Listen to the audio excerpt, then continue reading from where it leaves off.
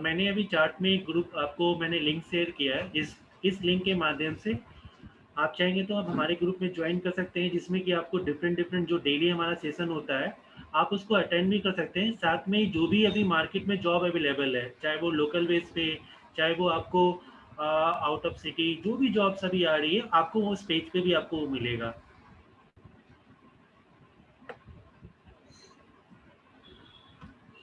तो अर्जुन, हम लोग क्या सेशन स्टार्ट कर सकते हैं अब?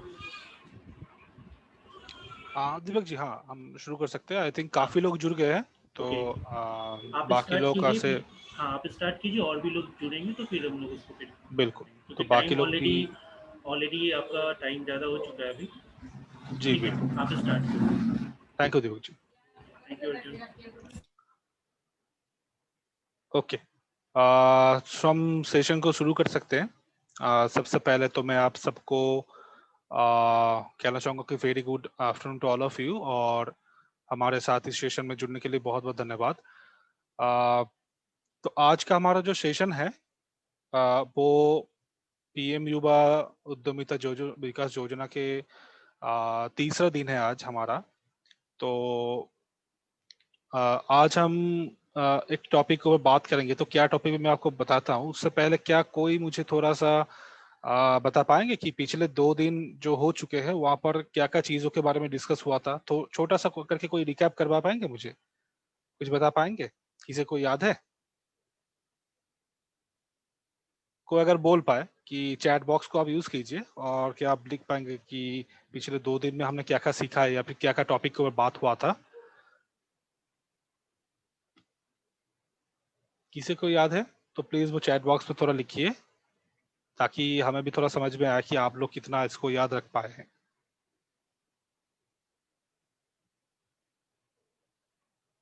ओके बलदेव, आप बता पाएंगे या फिर जो भी है, बाकी के जो भी है, कि पहला दिन हमने क्या किया था?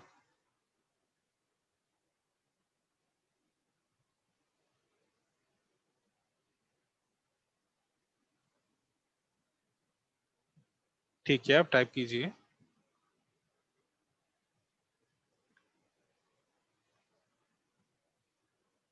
ओके, धीरज कह रहे कि बिजनेस कैसे स्टार्ट करना है। ठीक है, एकदम एकदम पहले का दिन क्या हुआ था? क्या बात हुआ था? किस चीज के ऊपर बातें हुई थी, या फिर उस दिन क्या हुआ था? किसी को अगर याद है?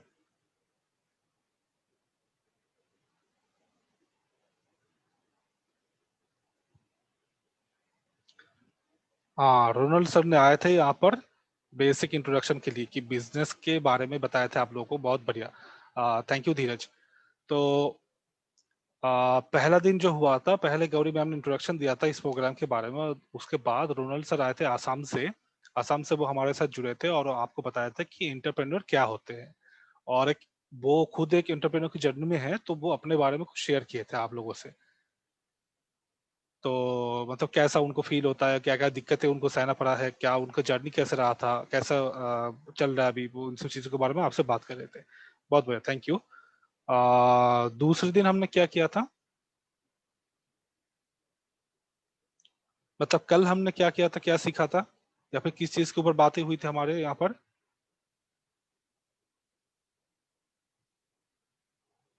कोई बता पाएंगे? ओके, बिजनेस में रिस्क बलदेव कह रहे हैं। अभिजीत कह रहे हैं how to memorise new idea. ठीक है, और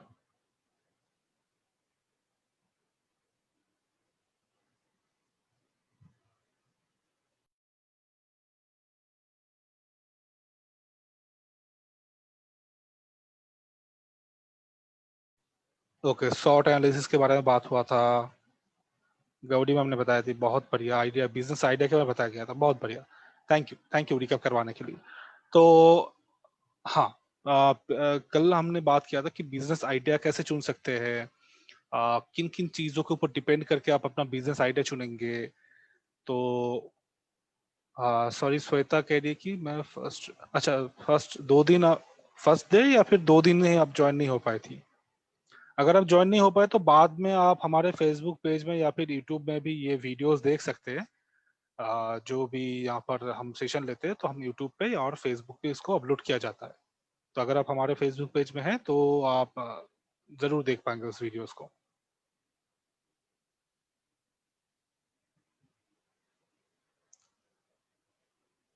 ओके, सो मैंने अपना वीडियो ऑफ करके रखा है थोड़ा सा, मतलब ताकि इसमें मतलब प्रेजेंटेशन में कोई दिक्कत ना हो, इसलिए मैंने अपने वीडियो ऑफ करके रखा है। ठीक है, श्वेता बहुत बढ़िया, अपने क्वेस्ट आप कंप्लीट कर चुके हैं, thank you very much for that. तो हम भी बेसिकली क्वेस्ट ऐप से ही इसको पूरा जो सेशन है वो करवाते हैं। ठीक है, तो हम शुरू कर सकते हैं आज का सेशन। तो पहले शायद कोई मुझे पूछ रहे थे, अभिजीत मेरा इंट्रो पूछ रहे थे, तो मैं उसी के साथ, मेरा इंट्रो के साथ ही आप लोगों के साथ ये सेशन शुरू करूंगा। तो हाँ, सॉरी, हाँ, ये मेरा इंट्रो है। मेरा नाम अर्जुन है, अर्जुन मुखर्जी, और मैं वेस्ट बंगाल से हूँ, बर्धमान जिले से। मैंने एमबीए किया है ह्यूमन रिसोर्स के ऊपर, और इससे पहले मैं एक मैन्युफैक्चरिंग कंपनी में काम करता था एज ए एचआर मैनेजर। और क्वेस्ट अलायंस के साथ मैं पिछले 2019 के दिसंबर से काम कर रहा हूँ एज ए फैसिलिटेटर। अभिषेक, अच्छा, हाँ अभिषेक, मैं बेटे एक बार गया था, ये इसी प्रोग्राम का अवेयरनेस प्रोग्राम करने के लिए मैं बेटे गया था। थैंक यू अभिषेक, याद दिलाने के लिए। अच्छा लगा कि आप वहाँ से हैं तो आपको याद है ये चीज़ें। थैंक यू अभिषेक। तो ये मेरा छोटा सा इंट्रो है, और मुझे काफ़ी हद तक इन एंटरप्रेन्योरशिप या फिर सेल्फ एम्प्लॉयमेंट, इन सब चीज़ों के ऊपर बहुत इंटरेस्ट है, और मैं खुद भी एक एंटरप्रेन्योर बनना चाहता हूँ। उसके लिए मेरा एक प्लानिंग है, तो मैं भी चाहता हूँ कि मैं भी कुछ ना कुछ करूँ आगे चलकर। तो एक उसके लिए मेरा एक प्लानिंग है, और मैं उसी प्लान को फॉलो करते हुए आगे बढ़ने की कोशिश कर रहा हूँ। तो क्योंकि मुझे काफ़ी इंटरेस्ट है इन सब चीज़ों में, तो आई होप कि मैं थोड़ा थोड़ा बहुत जितना मुझे जानकारी है मैं आपको मतलब जितना भी मुझसे हो पाए मैं आपको जानकारी, जितना मुझे है मैं आपको देने की, प्रोवाइड करने की कोशिश करूंगा। आई होप कि वो आपके काम में लगे। ठीक है, तो हम सेशन को आगे ले जाते हैं। उससे पहले बस छोटा सा एक डील कि एक आप माइक्रोफोन को म्यूट पे रखें, क्योंकि माइक्रोफोन ऑलरेडी आपके म्यूट पे हम रखे हैं। तो हम लास्ट में आपको अनम्यूट कर सकते हैं, मतलब कोई क्वेश्चन आंसर सेशन हमारा रहेगा तो वहां पर हम अनम्यूट करेंगे आपको। सॉरी। तो वहां पर अगर आपको कुछ पूछना है तो आप हैंड रेस कीजिएगा, और हम आपको अनम्यूट करके आपको सवाल पूछने का ऑप्शन देंगे। ठीक है, दूसरा है कि अगर कोई डाउट है तो प्लीज चैट बॉक्स में लिखिए, चैट बॉक्स की यूज कीजिए। जो भी क्वेश्चन है, डाउट्स, आप चैट बॉक्स से लिखिए। आपके क्वेश्चंस जो है वो टॉपिक से रिलेटेड रखिए। टॉपिक से बाहर क्वेश्चन करेंगे तो हमें जवाब देने में दिक्कत होगा और सोचने में भी टाइम लग जाएगा। और नोट लीजिए, क्योंकि ये आपके लिए थोड़ा बहुत ज़रूरी होगा कि अगर आप लोग भी सेम एम्प्लॉयमेंट की जर्नी या फिर एंटरप्रेन्योरशिप, एक एंटरप्रेन्योर बनने की जर्नी में जाना चाहते हैं, तो आप बहुत सारी चीज़ें हैं जो आप यहाँ से सीख पाएंगे। और लास्टली, ये लगता नहीं मुझे कहने की ज़रूरत है, लेकिन फिर भी मुझे आई होप कि ये यहाँ पर नहीं होगा। तो कोई फैसिलिटेटर या फिर दूसरे किसी पार्टिसिपेंट जो भी है, कोई किसी का हैरेसमेंट नहीं होना चाहिए यहाँ पर। आई होप कि सबको स्क्रीन दिख रहा है ना मेरा। एक बार फिर क्या प्लीज आप सब थोड़ा सा चैट बॉक्स से लिखेंगे कि मेरा स्क्रीन दिख रहा है कि नहीं। Okay, thank you, thank you. ठीक है, तो हमारा ये जो सेशन है, तो सेशन को थोड़ा सा पहले मैं, हाँ, सेशन जो है ये कॉस्टिंग और बजटिंग के ऊपर होता है। कल आप लोगों ने देखा था कि बिजनेस आइडिया को चुनना, कैसे चुनते हैं, आइडिया कैसे जनरेट करते हैं, प्लान कैसे बनाते हैं, इन सब चीजों के ऊपर बात हुआ था। तो आज बात होगा कॉस्टिंग। बिजनेस का एक बहुत ही अहम और महत्वपूर्ण एक हिस्सा है जिसे कॉस्टिंग और बजटिंग बोलते हैं। तो इन इन दोनों चीजों के अलावा बिजनेस आप कभी भी सक्सेसफुली रन नहीं करा सकते। कॉस्टिंग और बजटिंग अगर आप नहीं करते हैं तो बिजनेस करना नामुमकिन हो जाएगा सबके लिए। तो ये बहुत ही एक अहम हिस्सा है बिजनेस का, तो इसके ऊपर ही आज हमारा फोकस रहेगा। ठीक है, ओके। तो पहला है कि हम इस सेशन से क्या सीखने की कोशिश करेंगे। एक तो है कि हम अपने प्रोडक्ट या सर्विस का जो भी कॉस्ट है, सॉरी, अपने प्रोडक्ट या सर्विस का जो भी कॉस्ट है, और कॉस्ट कैसे निकालते हैं, मतलब एक प्रोडक्ट का कॉस्ट हम कैसे डिसाइड करें, ये हम सीखने की कोशिश करेंगे। और उसका कीमत हम कैसे डिसाइड करें, मतलब कॉस्ट और प्राइस। एक होता है कॉस्ट जो प्रोडक्ट को बनाने में खर्चा होता है, वो कैसे हम डिसाइड करेंगे, कैसे हमको पता चलेगा। और दूसरा है उसका प्राइस हम कितना रख सकते हैं, ये हमें कैसे तय करना है, तो इसके बारे में हम फोकस करेंगे। और दूसरा है कि बजट क्या होता है, और बजट का इम्पोर्टेंस क्या है, एक बिजनेस में बजट क्यों इम्पोर्टेंट है। तो बेसिकली आज हम इन दोनों चीजों के ऊपर फोकस करेंगे। और उसके बाद हम कुछ टेम्पलेट्स भी शेयर करेंगे आपके साथ, जहां पर आप अपने बिजनेस के लिए बजट का एक फॉर्मेट आपको देंगे, जो आप उस फॉर्मेट को काम में लगाते हुए अपना बजट बना सकते हैं बिजनेस में। ठीक है, चलिए तो आगे बढ़ते हैं। हाँ, तो जब हम बात करते हैं कॉस्ट, एक प्रोडक्ट का कॉस्ट और एक प्रोडक्ट का प्राइस, क्या आपको लगता है कि ये दोनों सेम चीज है या फिर ये डिफरेंट चीज है? क्या लगता है आप लोगों को? अगर हम बोलते हैं प्रोडक्ट का कॉस्ट इतना है और प्राइस इतना है, क्या वो सेम होते हैं या फिर डिफरेंट होते हैं? क्या लगता है आपको, सेम या डिफरेंट? ओके, बलदेव कह रहे हैं डिफरेंट है।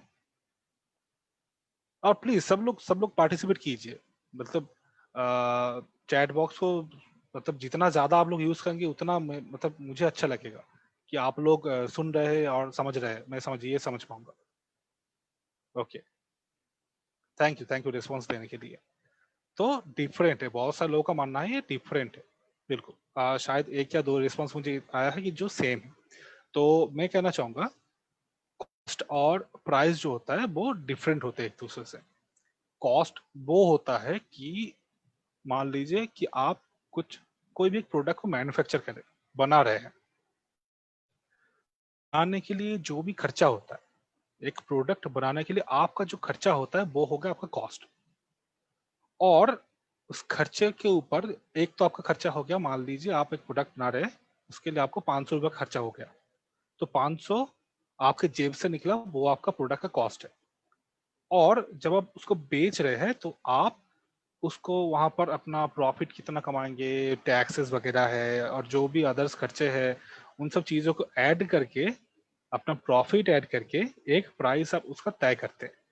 ठीक है, तो वो जिस प्राइस में आप उसको बेचते हैं, ताकि आपके पूरे जो प्रोडक्ट खर्चा भी निकल आए और आपका प्रॉफिट भी हो जाए और दूसरे चीजों का खर्चा भी निकल आए, उसको हम प्राइसिंग कहते हैं।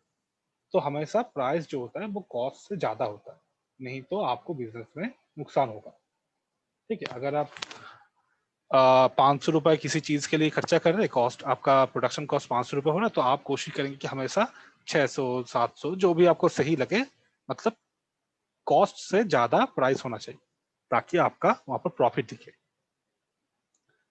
ठीक है, तो ये बेसिक डिफरेंस है। तो अगर हम यहाँ पर देखें, तो ये चीजें मैंने कोई स्टेप से लिया था, कि किसी भी प्रोडक्ट या सर्विस को बनाने के लिए जो खर्चा होता है उसे हम लागत कहते हैं या फिर कॉस्ट कहते हैं। और उसको बेचते हैं जिस प्राइस में हम बेचते हैं उसको हम कीमत कहते हैं। ठीक है, तो जैसे प्रोडक्ट या सर्विस में जो भी हम इंक्लूड होता है, कॉस्टिंग में जो इंक्लूड होता है, लागत में जो इंक्लूड होता है, क्या होता है, जैसे रॉ मटेरियल्स का खर्चा हो गया, मजदूरी, उसको बनाने में कितना लेबर लग रहा है, लेबर कॉस्टिंग कितना होता है, मार्केटिंग के लिए हम कितना खर्चा करते हैं, पैकेजिंग के लिए कितना खर्चा करते हैं, ट्रांसपोर्ट के लिए कितना खर्चा, ये सब चीजें हैं, ये हम कॉस्टिंग में जुड़ते हैं। इन सब चीजों को मिलाकर एक प्रोडक्ट का कॉस्ट आता है। और ये कॉस्ट प्लस आपका मुनाफा प्लस आप को कितना टैक्स देना पड़ता है, या फिर अगर कोई टैक्स देना पड़ रहा है तो उन सब चीजों को, या फिर अदर्स कोई खर्चा है वहां पर, तो उन सब चीजों को ऐड करके जो आपका होता है कीमत। ठीक है, तो यहाँ पर आपको प्रॉफिट भी मिलता है। एक तो आपका कॉस्ट जितना आपको हुआ था वो आपको मिल गया, ऊपर से प्रॉफिट होगा, ऊपर से बाकी का खर्चा का जो पैसा होता है वो आपको मिल जाता है। ठीक है, ये बेसिक डिफरेंस है कॉस्ट और प्राइस में। तो एक प्रोडक्ट या सर्विस का कॉस्ट आप कैसे कैलकुलेट करेंगे। एक बहुत ही आसान एग्जांपल, बहुत ही सरल टाइप का एग्जांपल है कोस्ट ऐप में।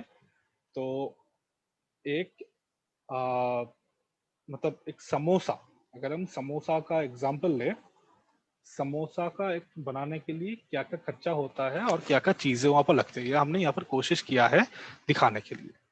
ठीक है, जैसे एक समोसा बनाने के लिए आपको डायरेक्टली जो चीजें मतलब रॉ मटेरियल्स क्या होता है, जैसे आटा हो गया, मैदा हो गया, नमक हो गया, आलू हो गया, प्याज, मसाला, तेल, ये सब चीजें हैं इनका डायरेक्ट इंग्रेडिएंट्स या फिर डायरेक्ट रॉ मटेरियल्स या फिर डायरेक्ट चीजें जो इनसे समोसा बनाते हैं, जिससे आप समोसा बनाते हैं। ठीक है, उसके ऊपर आप समोसा बनाते हैं तो एक समोसे के लिए आप जितना लेबर देते हैं या फिर जितना खर्चा करते हैं, या फिर अगर आपने किसी किसी को नौकरी पे रखा है जो समोसा बनाते हैं, तो उनके लिए उनका जो सैलरी देना पड़ता है, तो एक समोसे के लिए उनका कितना एफर्ट जाता है या फिर एक समोसे के पीछे उनका कितना सैलरी जाता है या फिर कितना खर्चा होता है, वो हम यहाँ पर जुड़ते हैं। सॉरी, ये 2 बार हम लिख चुके हैं यहाँ पर, तो दूसरा वाला इग्नोर कर दीजिए, ये एक ही है, दोनों यहाँ पर प्रत्यक्ष मजदूरी एक ही है। ठीक है, तो पहला हो गया प्रत्यक्ष जो रॉ मटेरियल्स है, जैसे मैदा, नमक, आलू, इन सब चीजों के लिए मुझे लग रहा है 2 रुपए। ठीक है, और एक समोसा बनाने के लिए मुझे खर्चा हो रहा है एक मतलब लेबर कॉस्ट लग रहा है मुझे 1 रुपए। ठीक है, और अदर्स अगर कोई खर्चा है वहां पर, जैसे गैस, बिजली, रेंट, दुकान का खर्चा, इन सब चीजों को अगर मैं देखूं तो वहां पर मुझे लग रहा है 2 रुपए। तो कुल मिला के 5 रुपए हो गए, दो, एक और एक, एक और दो, सॉरी, हाँ, 2 रुपए, 1 रुपए और 2 रुपए। तो इन तीनों चीजों को मिलाकर मेरा खर्चा हो रहा है 5 रुपए। तो हम ये कह सकते हैं कि एक समोसा को बनाने के लिए मेरा 5 रुपए खर्चा होता है, मेरे जेब से जाता है, इन सभी चीजों को देखते हुए कि उनके इंग्रेडिएंट्स क्या क्या है। अगर हम इसका प्राइस डिटरमाइन करने की कोशिश करें कि इतना प्राइस हम क्या रखेंगे, सॉरी, हाँ हाँ, ऊपरी खर्चा, इसके बारे में बोलना भूल गया। ऊपरी खर्चा अगर है, जैसे मिसलेनियस एक्सपेंडिचर ऐसे हम कहते हैं, तो समोसे को पैक अगर करना होता है, मतलब खाने के लिए हम उनको कोई प्लेट टाइप का देते हैं, अगर वो खाते हैं वहां पर रुककर, या फिर अगर वो घर ले जाना चाहते हैं उनके लिए पैकिंग करना होता है, तो इसके लिए हम एक प्लेट के लिए या फिर एक पैकिंग के लिए 50 पैसे का खर्चा यहाँ पर मतलब एज्यूम करते हैं, सोच लेते हैं कि मुझे 50 पैसे का खर्चा होता है। मार्केटिंग की लागत, अगर मार्केटिंग में हम कुछ एफर्ट दे रहे हैं या फिर हम बैनर छपवा रहे हैं या फिर कहीं पर दुकान के लिए कोई पोस्टर बनाते हैं, जो भी करते हैं हमारे प्रोडक्ट को प्रमोट करने के लिए कि यहाँ पर समोसा मिलता है, समोसा बिकता है, और ताज़े समोसे, गरम समोसे, ऐसा अगर हम मार्केटिंग करते हैं प्रोडक्ट के लिए, तो उसमें कितना खर्चा होता है। अगर मान लीजिए हम बैनर छपवाते हैं या फिर जो भी करते हैं, तो उसका एक अलग सा खर्चा है, तो एक समोसे के लिए वो कितना खर्चा हो सकता है ये आपको तय करना होगा। ये काफी थोड़ा सा मतलब क्या कहे इसको, कैलकुलेट करना थोड़ा सा मुश्किल हो सकता है, क्योंकि आप शायद बैनर बना रहे 1,000 रुपए में, तो एक बैनर का मतलब एक समोसे के लिए कितना बैनर का खर्चा हो रहा है, ये कैलकुलेट करना तब आपको क्वांटिटी से कैलकुलेट करना पड़ेगा, ये थोड़ा काफी मुश्किल है। तो इसका एक दूसरा उपाय भी है, इसको भी हम बताएंगे आपको। तो इसमें मार्केटिंग का खर्चा अगर हम देखें तो यहाँ पर कुछ मार्केटिंग का खर्चा हो नहीं रहा है, तो इसके लिए हम 0 रख दिए। और मुझे टैक्स लग रहा है 50 पैसे का, एक समोसे के लिए मुझे 50 पैसे का टैक्स लग रहा है। ठीक है, ये सब मैंने कैलकुलेशन किया है। तो ये टोटल सेल करने में मुझे 1 रुपये खर्चा हो रहा है। तो मुझे बनाने में 5 रुपये खर्चा हो रहा है। अभिजीत कह रहे हैं 50 पैसे की चटनी, हाँ वो भी हम डाल सकते हैं, वो ऐसे डायरेक्टली इस पे जाएगा, मतलब डायरेक्ट जो प्रत्यक्ष सामग्रियां जो है वहां पर जाएगा। ठीक है, तो अगर हम देखते हैं कि टोटल समोसे को बनाने के लिए यहाँ पर बनाने का खर्चा 5 रुपए और सेल करने का खर्चा 1 रुपए, तो कुल मिला के 6 रुपए हो गया मेरा एक समोसे के पीछे कॉस्ट। ठीक है, कि मुझे 6 रुपए पड़े एक समोसा को बनाने के लिए और बेचने के लिए। और यहाँ पर आप देख पा रहे हैं कि समोसा का सही लागत जो है इक्वल टू उत्पादन की लागत प्लस ऊपरी खर्चा, ए प्लस बी इक्वल टू 6। यहाँ पर उत्पादन की लागत ए है और सेल की लागत बी है, तो इन दोनों मिलाकर 6 रुपये खर्चा हुआ है। अभी आप हिसाब करेंगे कि आपको कितना प्रॉफिट कमाना है। अगर आप अपने हिसाब से इसका प्राइस रख सकते हैं कि इन सब, ये तो खर्चा हो गया। अगर मैं चाहूँ कि समोसा का 10 रुपए एक प्राइस रख, एक समोसा के लिए 10 रुपए, तो वहां से आपको 4 रुपए का प्रॉफिट होने वाला है एक समोसे के पीछे। ठीक है, तो ऐसे ही हम एक प्रोडक्ट या सर्विस का कॉस्ट डिटरमाइन करते हैं। अगर आप दूसरा तरीका एक जानना चाहते हैं तो वो थोड़ा आसान है। वो है कि आपके एक महीने में कितना खर्चा हो रहा है टोटल चीजों को बनाने के लिए, और उसको आप डिवाइड कर दीजिए आप कितना बिक्री कर रहे हैं, कितना प्रोडक्ट आप सेल कर रहे हैं उससे। तो उससे आपको हर प्रोडक्ट का कॉस्ट, एक प्रोडक्ट का कॉस्ट मिल जाएगा। कौन सा वाला आसान है? शायद मुझे लग रहा है शायद ये वाला आसान होगा ना। आप लोग को क्या लगता है कि पहला वाला आसान रहेगा या फिर दूसरा वाला?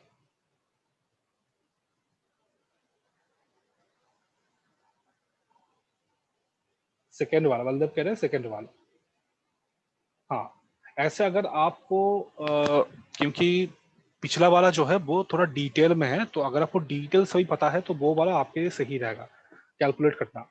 ठीक है, वहां पर आप प्रॉपरली एक प्रोडक्ट के पीछे कितना खर्चा हो रहा है उसको आप कैलकुलेट कर पाएंगे। और ये दूसरा तरीका अगर आप अपनाएंगे तो ये आप ऐसे मंथली भी कर सकते हैं या फिर डेली भी कर सकते हैं कि एक दिन में मेरा कितना समोसा, मैं इतना सामान ला रहा हूँ, इतना सामान से मेरा इतना एक दिन में खर्चा हो रहा है, तो एक दिन में मेरा कितना समोसा तैयार हो रहा है या फिर बिक्री हो रहा है। तो इसको अगर हम मासिक खर्चे की जगह दैनिक का एक बना सकते हैं, डेली का एक बना सकते हैं। ठीक है, जो भी आपको सही लगे। दो तीन तरीके हैं, तो आप जो आपको जो सही लगेगा वो आपके लिए आसान, मतलब आपको जो आसान लगेगा वो आप कर सकते हैं। ठीक है, अभी तक कोई सवाल है आप लोगों को कि कैसे कैलकुलेट किया जाता है? कोई भी क्वेश्चन है? नहीं तो हम आगे बढ़ेंगे।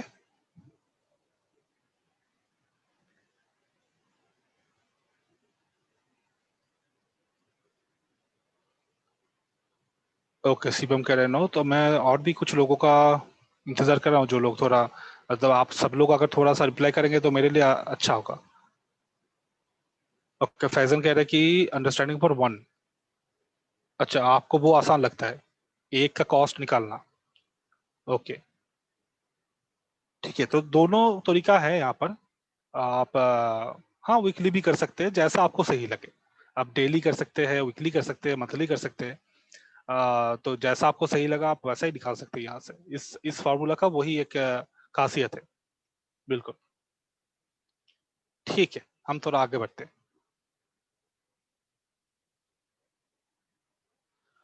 तो हर एक प्रोडक्ट या सर्विस को जब हम बेचते हैं या फिर हम उसको बनाते हैं या फिर बेचते हैं, तो इसमें कुछ डायरेक्ट कॉस्ट और कुछ इनडायरेक्ट कॉस्ट यहाँ पर जुड़े होते हैं। ठीक है, मुझे एक जस्ट एक मिनट दीजिए।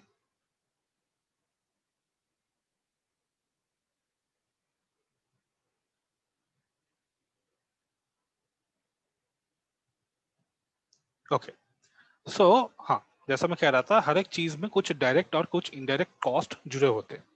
जैसे कि अगर हम यहाँ पर देखें तो डायरेक्ट कॉस्ट में क्या क्या आता है।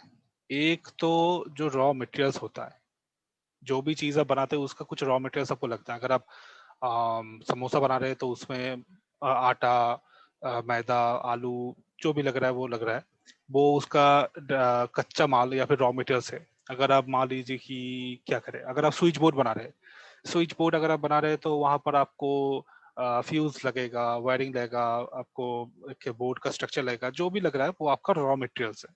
ठीक है, तो हर एक चीज में कुछ डायरेक्ट कॉस्ट है। जैसे पहला हो गया रॉ मटेरियल्स, दूसरा हो गया कि जो चीजें बनाने के लिए जो अदर्स जो खर्चे होते हैं, जैसे बिजली, पानी, या फिर घर का रूम का रेंट, या फिर ऐसा कुछ चीजें जो आपको देना पड़ता है एक प्रोडक्ट को या फिर सर्विस को प्रोवाइड करने के लिए। ये दूसरे डायरेक्ट कॉस्ट है। ठीक है, तीसरा है कि मजदूरी कि इसमें आप कितना आपका लेबर कॉस्ट हो रहा है, मतलब अगर आप खुद कर रहे हैं, खुद बना रहे हैं, तो आप कितना मेहनत कर रहे हैं, उसके लिए आप कितना चार्ज करेंगे उसका पैसा, या फिर अगर आप खुद नहीं कर रहे हैं, आप किसी को हायर की है आपको आपका ये काम करने के लिए, तो वहां पर कितना खर्चा हो रहा है, उनके लिए कितना आपको सैलरी देना होता है। तो ये सब एक प्रोडक्ट के डायरेक्ट कॉस्ट में जुड़ जाता है। ठीक है। स्क्रीन फुल स्क्रीन नहीं दिख रहा है क्या? ये तो फुल स्क्रीन ही हमने किया है, तो यहाँ पर थोड़े छोटे मतलब जो यहाँ पर लिखे हुए थोड़ा छोटा छोटा है, नहीं तो यहाँ पर जगह नहीं होता है। तो एक काम कर सकते हैं, अगर आपको दिखने में दिक्कत हो रहा तो आप ऐसे जूम अपने खुद के स्क्रीन पे जूम कर सकते हैं इसको, या फिर स्क्रीन को आप रोटेट कर लीजिए तो फिर फुल स्क्रीन आपके फोन में दिख जाएगा। ठीक है। ओके, सो और इनडायरेक्ट कॉस्ट जो होता है, इनडायरेक्ट कॉस्ट में क्या है कि जो डायरेक्टली मैन्युफैक्चरिंग से जुड़े हुए नहीं होते, उसी को हम इनडायरेक्ट कॉस्ट कहते हैं। ठीक है। डायरेक्टली प्रोडक्ट के मैन्युफैक्चरिंग से जुड़े हुए नहीं होते, जैसे पैकेजिंग का खर्चा, मार्केटिंग का खर्चा, टैक्सेस, ये सब चीजें ये डायरेक्टली प्रोडक्शन से जुड़े हुए नहीं होते।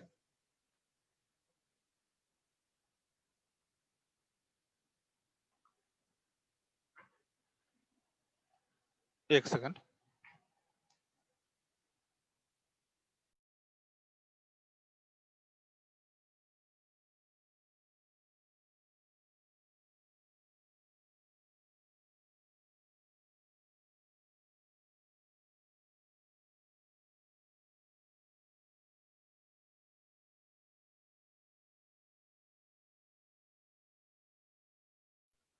सॉरी, थोड़ा टाइम लेने के लिए, कुछ चीजें आ गई थी यहाँ पर। हाँ, जैसा मैं कह रहा था कि हाँ, तो इनडायरेक्ट कॉस्ट क्या होता है, जो आपके मैन्युफैक्चरिंग से या फिर प्रोडक्ट के मैन्युफैक्चरिंग से डायरेक्टली जुड़े हुए नहीं होते, उसी को हम इनडायरेक्ट कॉस्ट कहते हैं।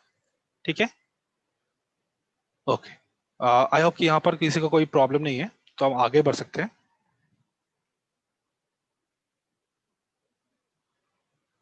क्या हम आगे बढ़े? प्लीज मुझे थोड़ा सा सपोर्ट कीजिएगा, नहीं तो हम समझ नहीं पा रहे कि आगे बढ़ना है कि नहीं बढ़ना है। आप थोड़ा चैट पे लिख के सपोर्ट कीजिएगा मुझे, रिक्वेस्ट है आप सबसे। Okay, thank you, thank you, thank you everyone.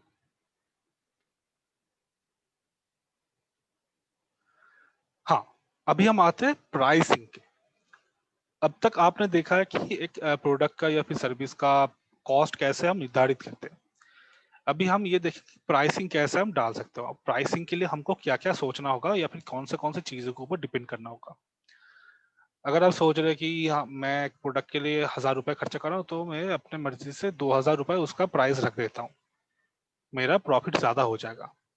लेकिन अगर आप ऐसा सोचेंगे तो शायद वो आइडिया आपका काम नहीं करेगा और आपका बिजनेस फ्लॉप हो सकता है, क्योंकि आपको इन कुछ चीजों के ऊपर गौर करना होगा कि प्राइस जब भी आप बना रहे, पहले आपको देखना होगा कॉस्ट।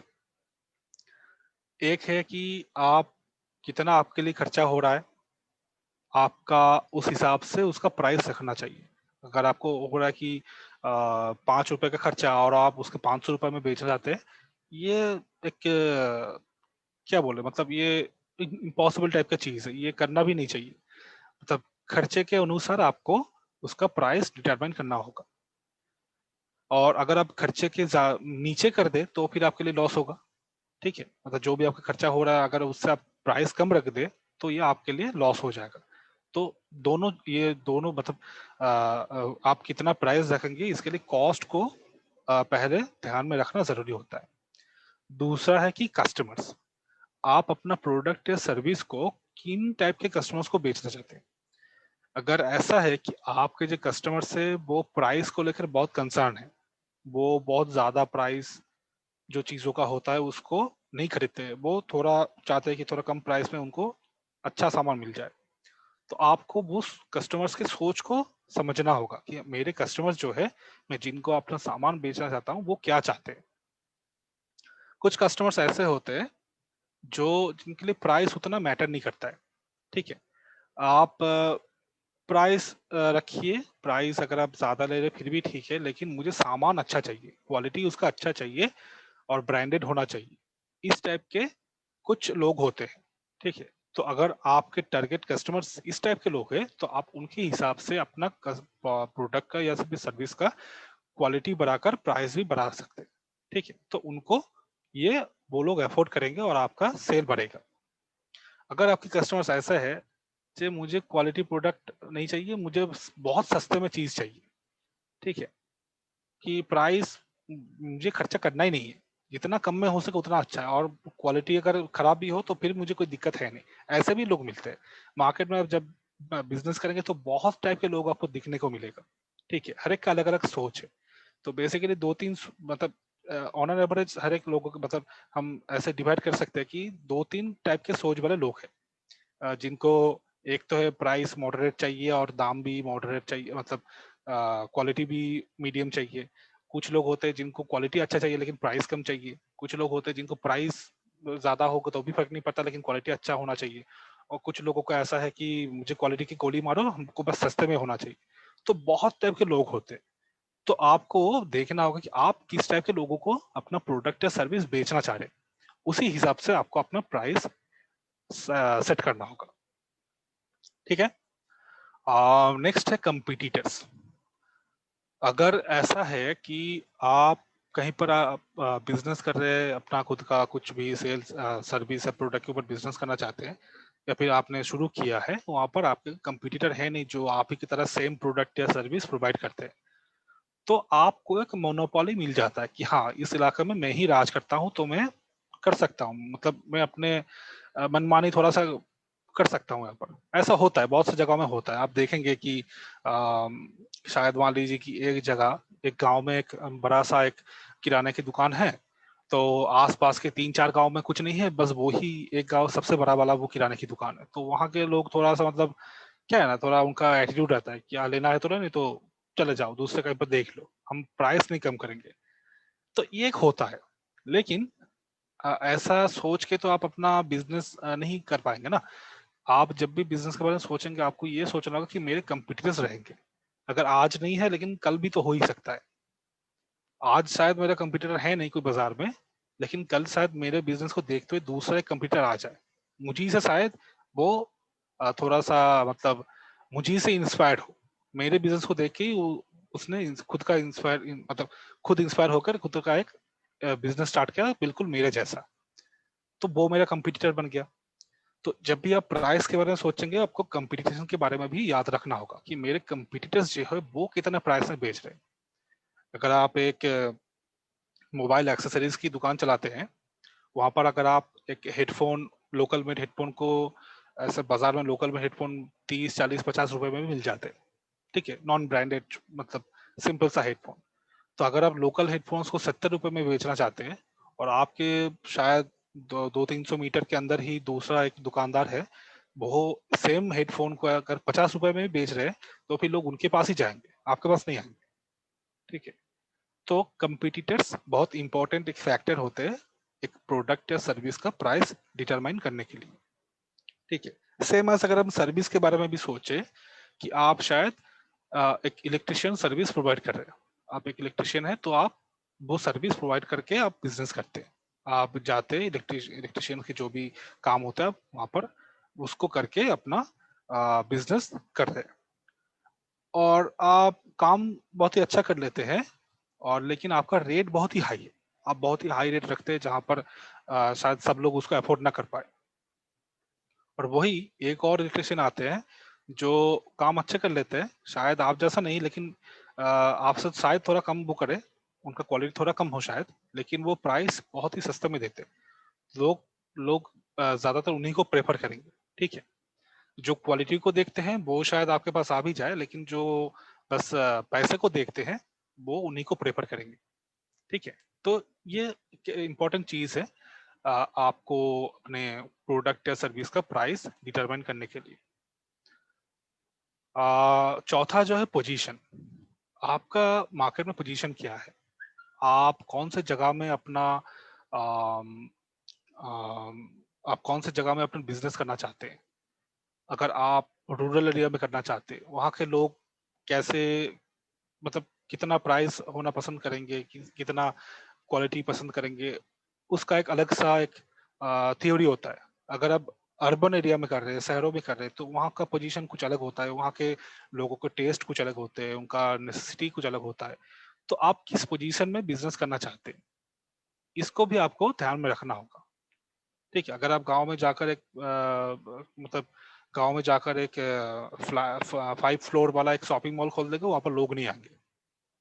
और अगर आप शहर में जाकर एक छोटा सा मतलब बहुत ही छोटा वाला एक रूम लेकर वहां पर एक कपड़े की दुकान खोलेंगे, वहां पर भी शहर के लोग उतना नहीं आएंगे, क्योंकि वो लोग मॉल पे जाना पसंद करते हैं।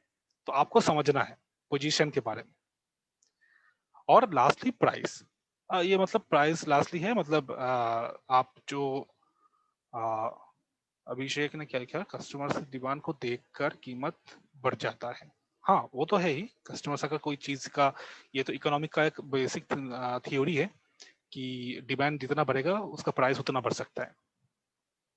ये तो है ही। थैंक यू अभिषेक। और लास्टली जो है प्राइस, कि आप अपना प्रोडक्ट का प्राइस कितना रख रहे हैं। ठीक है, अगर बहुत ज्यादा रख रहे हैं, क्योंकि लोगों को भी पता है कि एक प्रोडक्ट का प्राइस कितना हो सकता है।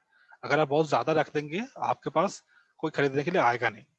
ठीक है, अगर अगर आप बहुत कम भी रख देंगे, तब भी लोगों को लगेगा कि ये इतना कम में कैसे बेच रहा है, बाकी लोग जैसे एक चीज को 100 रुपए में बेच रहे हैं, ये बस 50 रुपए में बेच रहा है, कैसे बेच रहा है ये। लोगों को वहां पर सस्पिशन होने लगेगा, तो सस्पिशियस हो जाएंगे कि ये जरूर दाल में कुछ काला है, यहाँ पर हम नहीं जाएंगे। तो बहुत कम भी नहीं करना है, बहुत ज्यादा भी नहीं करना है, आपको एक मॉडरेट प्राइस रखना है जिससे आप सरवाइव कर पाए। ठीक है, आई होप कि प्राइसिंग के बारे में क्या क्या फैक्टर्स को आपको ध्यान में रखना है, ये इसके बारे में काफी थोड़ा बहुत आपको जानने को मिला, अभी सीखने को मिला। कोई भी डाउट है किसी को, नहीं तो हम आगे बढ़ेंगे। किसी को कुछ पूछना है, कुछ डाउट है, कोई चीजें समझ नहीं आया हो, ऐसा है क्या? ओके, ठीक है, चलिए तो और भी थोड़ा सा आगे बढ़ते हैं। हाँ, तो जैसा मैं बोल रहा था कि प्राइसिंग और कॉस्टिंग क्यों जरूरी होता है, इसको हम एक एग्जाम्पल के रूप से देखते हैं। ठीक है, एक छोटा सा एग्जाम्पल हमने लिया था। आ, तो यहाँ पर बजट की भी बात होती है, तो बजट में हम बाद में आएंगे, इसी सेशन में आएंगे। तो आ, एक कॉस्टिंग और बजटिंग अगर आप बिजनेस में नहीं करते हैं, तो उसका अंजाम क्या हो सकता है। ठीक है, इसके बारे में छोटा सा एग्जाम्पल है। जैसे आप यहाँ पर देख रहे हैं, एक चाय वाला का मैंने यहाँ पर तस्वीर दिया है, जिनका नाम है महेश। ठीक है, तो वो अपने इनकम को बढ़ाने के लिए अपने घर के बगल में एक चाय की दुकान खोल दी है। ठीक है, आ, उन्होंने अपने इलाके के और भी जो चाय वाले हैं उनके जो वो जो प्राइस रखते हैं, उन सब चीजों को ध्यान में रखते हुए अपना प्राइस का, चाय का प्राइस जो है वो सेम रखे हैं। और वो उनसे बहुत ही अच्छा चाय बनाते हैं, मतलब उनके मुकाबले इनका चाय का टेस्ट बहुत ही अच्छा है और बेहतरीन है।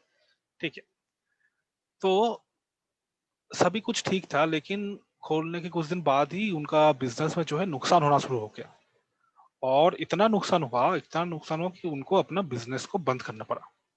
ठीक है, तो ये एक स्टोरी है महेश की। आपको क्या लगता है कि उनको दुकान क्यों बंद करना पड़ा?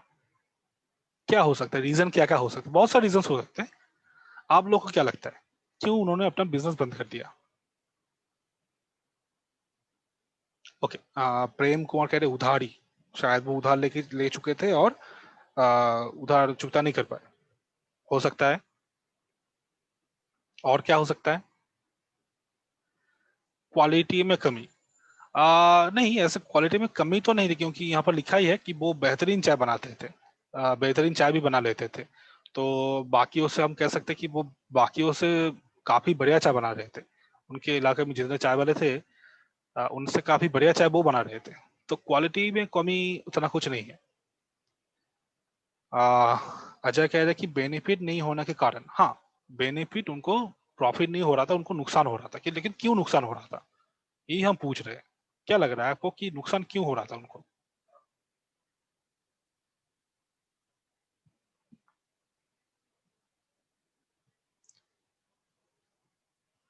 प्रदीप कह रहे क्वालिटी में अच्छी पर कुमार, अच्छा कीमत सेम। ये कोई बहुत बढ़िया रीजन आपने सोचा है कि उनका क्वालिटी तो बहुत ही बढ़िया था, लेकिन रीजन सॉरी प्राइस उसका सेम था। ओके, हो सकता है बलदेव बोल रहे हैं कि प्राइस ज्यादा होगा, नहीं बलदेव प्राइस उनका सेम था, बाकियों के मुकाबले उनका प्राइस सेम था। प्रेम कह रहे हैं जगह गलत होगा। हो सकता है, लेकिन ऐसे पहले से ही वहां पर बहुत सारे चाय वाले थे, तो वो लोग भी बिजनेस कर रहे थे, बहुत सारे चाय की दुकान ऑलरेडी था वहां पर, तो जगह के बारे में हम उतना भी गलत नहीं बोल सकते यहाँ पर। शिवम घर के पास था, घर के पास था, ये बेनिफिट ही होता है ना, मतलब उनको कोई अलग से जगह पे दुकान नहीं लेना पड़ा, उनके लिए रेंट नहीं लग रहा था, तो घर के पास था, वो उनके लिए आसानी होगा। कस्टमर को हैंडल करने का बेस्ट तरीका का ना होना, हो सकता है कि उनका बर्ताव जो था बुरा था, ये भी हो सकता है। रेडमी, अच्छा आपने नाम नहीं रखा अपना। हाँ, तो प्राइस कम हो सकता है, नहीं प्राइस हाँ हो सकता है वो अपनी चाय के मुकाबले प्राइस कम रखे। ठीक है, ठीक है, आप लोगों ने बढ़िया सोचा है, बहुत सारे रीजंस आप लोगों ने ढूंढ के निकाला कि क्या क्या हो सकता है। तो यहाँ पर जो बेसिक रीजन था कि उन्होंने अपना चाय की दुकान क्यों बंद कर दिया, इसके पीछे हम आएंगे। तो हम ये कह सकते हैं कि उन्होंने अपना जो कॉस्टिंग था और प्राइसिंग था वो सही से हिसाब नहीं कर पाए थे, एक चाय के लिए वो कितना खर्चा कर रहे थे और उनको कितना प्राइस रख रहे थे। जैसे यहाँ पर उनका कॉस्टिंग मैंने यहाँ पर डाला है कि वो कितना कॉस्टिंग कर रहे थे और कितना प्राइस रख रहे थे। यहाँ पर वो दूध के लिए उनको 160 रुपए का खर्चा हो रहा था, ठीक है, चीनी के लिए 60 रुपए, चाय पत्ती के लिए उनको 60 रुपए लग रहा था, गैस के लिए 60 रुपए और बाकी के खर्चे के लिए उनको 60 रुपए लग रहा था। तो कुल मिला के उनको 400 रुपए खर्चा हो रहा था, और 400 रुपए में वो दिन में 40 कप चाय बना रहे थे, ठीक है। और उन्होंने क्या किया, बाकी लोग वहां पर 1 कप चाय 8 रुपए के बेच रहे थे, ठीक है, तो उन्होंने भी अपना चाय का प्राइस जो है सेम रख दिया 8 रुपए। तो अभी 40 कप चाय वो बना रहे थे, और 40 कप चाय उन्होंने 8 रुपए में पर कप चाय बेचा है, तो 320 रुपए उनका टोटल सेलिंग प्राइस हो गया। लेकिन उनका खर्चा हो रहा था 400 रुपए, 40 कप चाय बनाने के लिए उनका खर्चा हो रहा था 400 रुपए, और 40 कप चाय वो बेच रहे थे बाकियों की तरह 320 रुपए में। इसीलिए उनका सेलिंग प्राइस जो है कॉस्ट प्राइस से कम हो गया। और जब सेलिंग प्राइस कॉस्ट प्राइस से कम हो जाता है, मतलब एसपी अगर ग्रेटर देन सीपी हो जाता है, तो बिजनेस में नुकसान होना एकदम तय है, टोटली लॉस्ट। हाँ प्रेम ठीक सही कह रहे, टोटली उनका लॉस हो गया। अगर हम बाकियों का देखेंगे तो बाकियों के बाकी लोग जो बना रहे थे वो शायद महेश की तरह इतना अच्छा इतना ज्यादा खर्चा नहीं कर रहे थे, शायद वो थोड़ा मतलब सस्ता वाला चाय पत्ती यूज कर रहे थे, शायद वो दूध कम डाल रहे थे, शायद वो चीनी कम खर्चा कर रहे थे, तो इन सब चीजों के लिए उनका खर्चा कम हो रहा था। शायद वो मतलब शायद 200-250 रुपए उनका खर्चा हो रहा था, इसीलिए वो लोग 320 रुपए करके चाय को बेच पा रहे थे। लेकिन महेश क्या कर रहे थे, महेश एक तो बढ़िया चाय बना रहे थे, तो बढ़िया चाय बनाने के लिए उतना उनका खर्चा भी उसी हिसाब से हो रहा था, तो उतना ज्यादा खर्चा होने के लिए वो अपना चाय का जो सेलिंग प्राइस है उनको बढ़ाना चाहिए था, लेकिन उन्होंने कॉस्टिंग का वहां पर हिसाब किया ही नहीं था। इसी कॉस्टिंग का हिसाब ना करने की वजह से उनको पता नहीं चला कि एक कप चाय के पीछे उनका कितना खर्चा हो रहा है और उनको कितना वहां पर सेलिंग प्राइस उसका रखना चाहिए। वो बाकियों की तरह सेम प्राइस रख दी और उनका नुकसान होना शुरू हो गया। तो आप अभी आई गेस आप लोग समझ पा रहे होंगे कि हमेशा हर एक बिजनेस में कॉस्ट और सेलिंग प्राइस और कॉस्ट प्राइस, इन दोनों चीजों को क्यों ध्यान में रखना होता है। आई गेस अभी आपको थोड़ा सा कुछ आइडिया होगा इसके बारे में।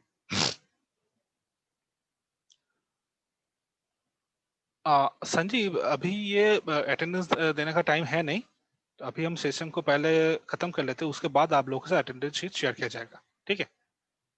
अभी यहाँ पर लिखने की कोई जरूरत है नहीं, ठीक है। तो आप लोगों को कॉस्ट और सेलिंग प्राइस क्यों जरूरी होता है इसके बारे में कुछ आइडिया हुआ।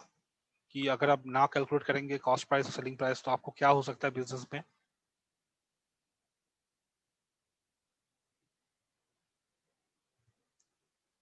मुझे किसी का कोई रिस्पॉन्स दिख ही नहीं रहा है यहाँ पर। Okay okay, thank you thank you thank you Pradeep, Roshan, Shivam, thank you. तो थोड़ा सा हम आगे बढ़ सकते हैं। हाँ, तो अभी हम आते हैं बजट के ऊपर। बलदेव कह रहे analysis of cost and price is very helpful for development of own business. बहुत बढ़िया Baldev, thank you so much, ये मतलब ये पॉइंट करने के लिए। Same condition Rajesh will be in loss. हाँ, महेश को लॉस हो रहा था, राजेश को नहीं, महेश को लॉस हो रहा था इसीलिए। थैंक यू प्रेम। तो एक आते हैं हम अभी तक हमने कॉस्ट और प्राइस के बारे में सोचा है, अभी हम सोचेंगे बजट के बारे में। हाँ, तो बजट क्या होता है? किसी को कोई आइडिया है ये बजट क्या होता है? इसके बजट का मतलब क्या होता है, या फिर बजट किस चीज के लिए होता है? क्यों बनाते हैं हम बजट? कौन बोलना चाहेंगे? ओके, प्रेम कह रहे हैं आवर सेविंग्स। सेविंग्स को हम बजट नहीं कह सकते, सेविंग्स तो दूसरा है एक चीज। बजट क्या होता है?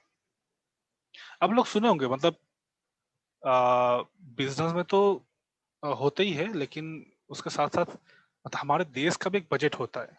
जब भी मतलब हर साल ऐसे फरवरी या फिर मार्च के महीने में लोकसभा में एक बजट पेश किया जाता है, जहां पर पूरे देश के जितना भी अर्निंग होता है, कितना खर्चा हो सकता है, सब कुछ वहां पर प्लानिंग होता है। सब कुछ प्लानिंग वहां पर दिखाया जाता है कि इस साल के लिए इतना खर्चा होगा और इतना अर्निंग होगा, आमदनी इतना होगा, खर्चा इतना होगा।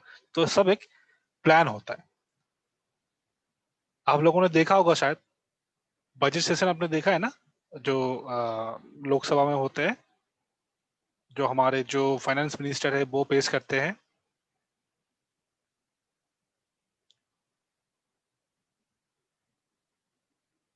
ओके, तो सेम ही बजट एक प्लान होता है, बिजनेस का प्लान। एक बिजनेस में बेसिकली फिनेंशियल प्लानिंग हम कहते हैं इसको। तो बिजनेस में कितना खर्चा होगा, कितना आमदनी होगा, कहाँ पर कितना हम खर्चा करेंगे, पूरा प्लानिंग रहता है। इस पूरा प्लान बनाने के प्रोसेस को हम बजट कहते हैं। कि अगर हमारे पास एक क्लियर प्लान है कि मेरा ये बिजनेस होगा, यहाँ पर इतना हम इन्वेस्ट करेंगे, इसके लिए हम इतना खर्चा करेंगे, उसके लिए हम इतना कम करेंगे थोड़ा सा खर्चा, यहाँ पर हमको खर्चा करने की जरूरत है नहीं। तो इन सब चीजें अगर मेरे सामने क्लियर हो जाएगा तो मुझे अपना बिजनेस रन करने में भी आसानी होगा, सुविधा मिलेगा मुझे। ठीक है, तो बजट बजट को हम फिनेंशियल प्लानिंग कह सकते हैं, फिनेंशियल प्लान। ठीक है, आइए तो यहाँ पर थोड़ा सा डेफिनेशन देख लेते हैं कि बजट क्या होता है। एक बिजनेस के साथ जो लाभ और जो लागत है उससे संबंधित भविष्य के लिए एक आर्थिक योजना है। फिनेंशियल प्लान जो फ्यूचर को मतलब फ्यूचर के लिए हम बनाते हैं, जिससे हमारा बिजनेस का कॉस्ट और आई मीन जो प्रॉफिट है, कॉस्ट और प्राइस और प्रॉफिट जो है उसको हम मतलब एक प्लान बना पाते हैं, उसके ऊपर एक क्लियर पिक्चर बना पाते हैं। ठीक है, यही होता है बजट। बहुत ज्यादा कुछ खास है नहीं, मतलब सिंपल सा चीज है कि बिजनेस के लिए एक फ्यूचर प्लानिंग बनाना, फाइनेंशियल प्लान बनाना। ओके,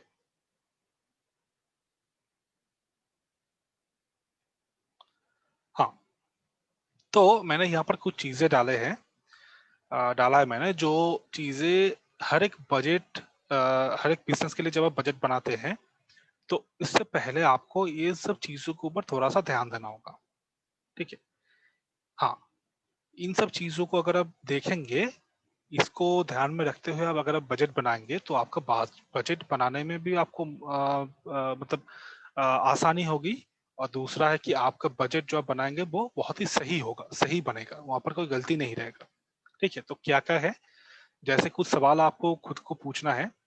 जैसे पहला सवाल है कि मुझे प्रोडक्ट बनाने के लिए जो भी खर्चा होता है, जो भी लागत मतलब कॉस्ट जो भी मुझे लग रहा है वो कितना है, कितना कॉस्ट मुझे लग रहा है। ठीक है, दूसरा है, अच्छा रुपेश अभी यहाँ पर अटेंडेंस देने की जरूरत है नहीं, सॉरी, हम सेशन के अंत में ये अटेंडेंस का लिंक शेयर करेंगे, तब आप वहां पर अटेंडेंस दीजिएगा, ठीक है? अभी यहाँ पर चैट में लिखने की जरूरत है नहीं। ओके, सो दूसरा क्वेश्चन है कि ये जो मटेरियल्स है इसको हमें ट्रांसपोर्टेशन के लिए या फिर लाने के लिए कितना खर्चा मुझे हो रहा है, ट्रांसपोर्टेशन मतलब मटेरियल्स लाने के लिए मुझे कितना खर्चा हो रहा है, अगर हम गाड़ी से ला रहे हैं या फिर बाइक से ला रहे हैं या फिर वैन, मोटर वैन से ला रहे हैं, तो जो भी हो रहा है मतलब खर्चा कितना हो रहा है मुझे इस ट्रांसपोर्टेशन में, ठीक है?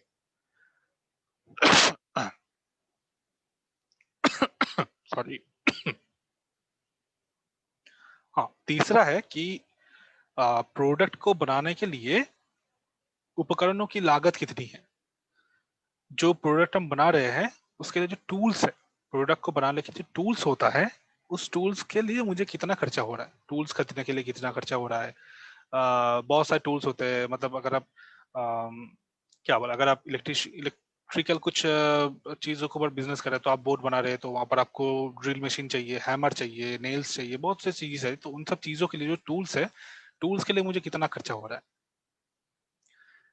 चौथा है कि बिजनेस में आप जिनको हायर कर रहे हैं, आपके बिजनेस में हेल्प करने के लिए जो आप कर्मचारियों को जो रख रहे हैं वहां पर, अगर किसी को रख रहे हैं तो उनको कितना आपको सैलरी देना होता है, ये आपको देखना होगा।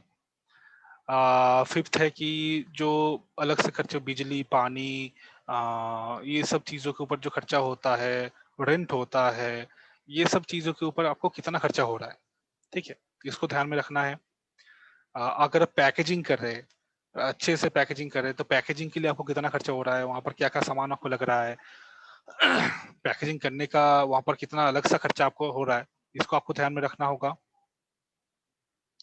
नंबर 7 है कि आपका जो फाइनल प्रोडक्ट है वो आप ग्राहकों तक पहुंचाना चाहते हैं, तो उसके लिए भी आपको ट्रांसपोर्टेशन कॉस्ट देना पड़ेगा। ये जो हम 2 नंबर क्वेश्चन में आए थे कि सामग्रियों के परिवहन पर कितनी लागत आई है, तो यहाँ पर हम देख रहे हैं कि जो चीजें, मतलब रॉ मटेरियल्स में खरीद रहा हूँ या फिर जो भी चीजें मैं खरीद रहा हूँ प्रोडक्ट बनाने के लिए मैं ला रहा हूँ मार्केट से, उसमें एक ट्रांसपोर्टेशन कॉस्ट लगता है, उसमें कितना खर्चा हो रहा है।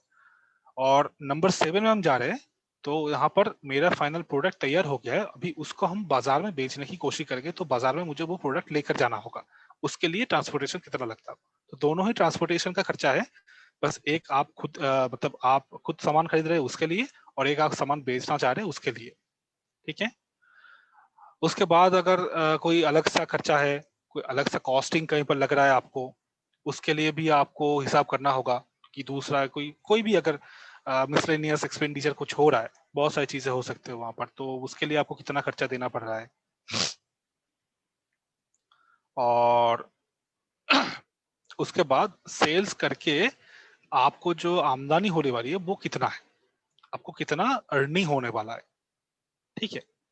तो इसको भी आपको ध्यान में रखना होगा, ताकि आप पता चल पाए आपको कि आप जितना पैसा इन्वेस्ट कर रहे हैं एक प्रोडक्ट को मैन्युफैक्चर करके बेचने के लिए, क्या आप सेल करके उससे ज्यादा कमा पा रहे कि नहीं, ठीक है? क्लियर है अभी तक ये 9 क्वेश्चन हम क्यों पूछ रहे हैं बजट बनाने के लिए?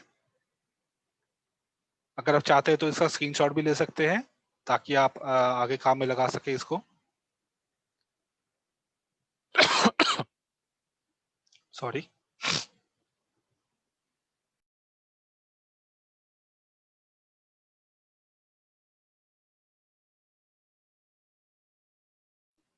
Okay, thank you Abhishek, screenshot ले लिया तुमने, ठीक है? चलिए अभी हम बजट बनाने की प्रोसेस को देखते हैं।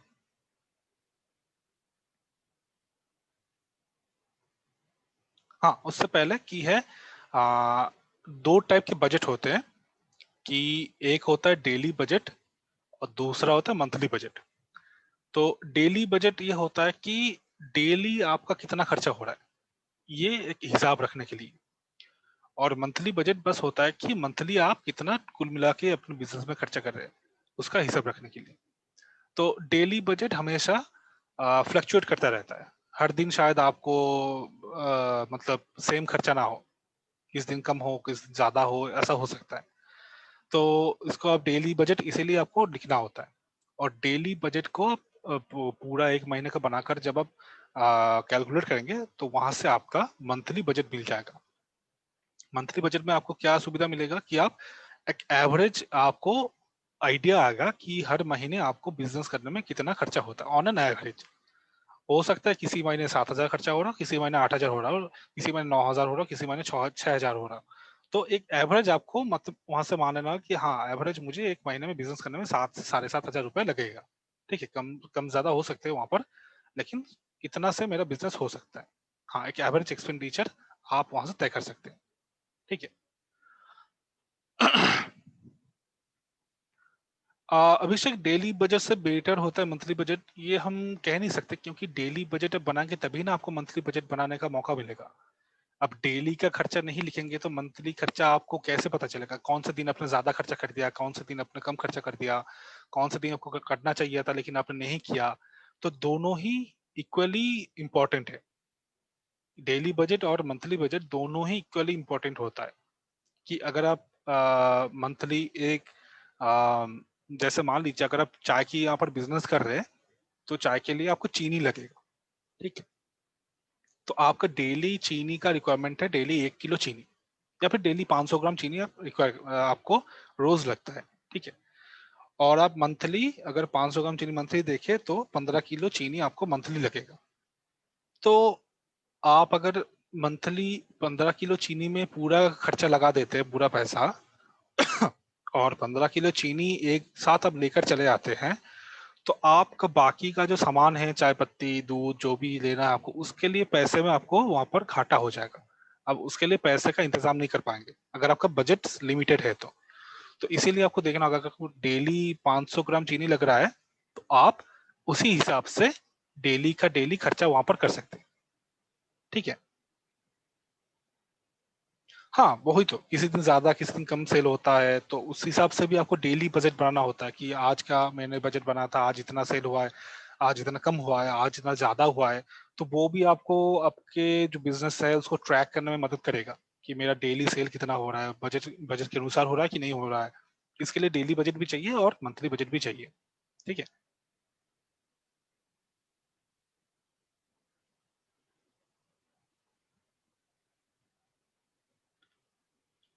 ओके, सो जैसे अगर हम डेली बजट यहाँ पर देखिए, एग्जाम्पल में लिया था कि दूध के लिए डेली खर्चा हो रहा है 200 रुपए, चीनी के लिए डेली खर्चा हो रहा है 60 रुपए, चाय पत्ती के डेली खर्चा हो रहा है 60 रुपए, और आ, कुल खर्चा हो रहा है यहाँ पर 420 रुपए। एक एक बस एज्यूम कर रहे थे। ठीक है, तो मुझे यहाँ से मुझे यहाँ से पता चलेगा कि इससे मेरा 46 कप चाय बन रहा है। तो अगर मैं 8 रुपए पर कप चाय के रख दूं तो मेरा आमदनी हो जाएगा 368 रुपए। तो यहाँ पर मुझे लॉस हो रहा है। तो मैं उस हिसाब से, मतलब डेली कितना हो गया है उस हिसाब से मैं अपना चाय का कप का जो एक पर कप चाय का जो प्राइस है उसको रख सकता हूँ, ताकि मुझे पता चले। तो अगर मैं यहाँ पर 46 कप चाय का कीमत रख दूं 15 रुपए करके, तो उस हिसाब से मेरा जो खर्चा हुआ था उससे ज्यादा मेरा सेल होगा। तो हम प्रॉफिट को बढ़ा सकते हैं वहां से, या फिर प्रॉफिट को वहां पर हम मेजर कर सकते हैं। ठीक है।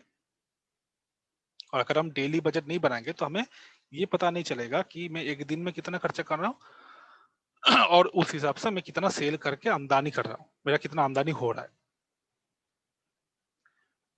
तो अभी हम आगे आते हैं, अगर मंथली बजट में, सॉरी मेरा चैट बॉक्स ओपन नहीं हो रहा, हाँ ओके, चैट बॉक्स ओपन हो गया है।